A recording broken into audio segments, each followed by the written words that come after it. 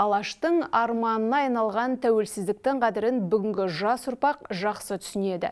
Мемлекеттік рәміздерді балабақшадан бастап жатқа айтып құрмет тұтады. Бұл ретте мектепке дейінгі ұйымдарда өткізілетін тілді дамыту, қазақ тілі оқу бағдарламаларының ықпалы зор. Отан сүйгіштікке тәрбиелейтін осындай сабақтардың балабақшаларда қалай жүргізілетін туралы әріптесім тарқатып айтсын.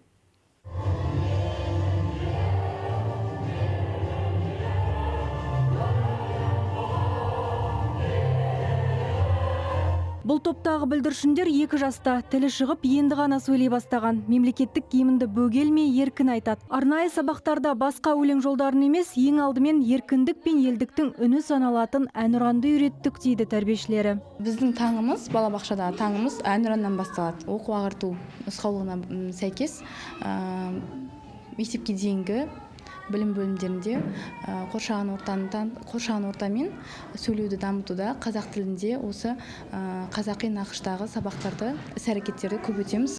Айтпақшы, әлеуметтік желіде танымал болған Айлин де осы балабақшаның тәрбиеленушісі. Ту көрсе әнұран айта жөнелетін кішкентай патриот көптің ықыласына бөленді. Ол туралы мына бейне жазба миллиондаған қаралым жинаған.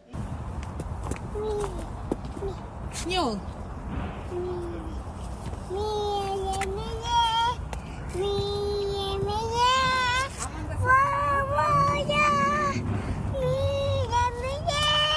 Бұл бейне жазбаны Айлиннің анасы жазып алған. Қызының әнұранды естісе, ішкен асын жерге қоятынын айтады. Бүлдіршін басқа сөздерге қарағанда Қазақстаным, менің елім деп жиі айтып жүретін көрінеді. Мама, мынаны қара, менің елім деп тұра салып ән айтатын шығарды.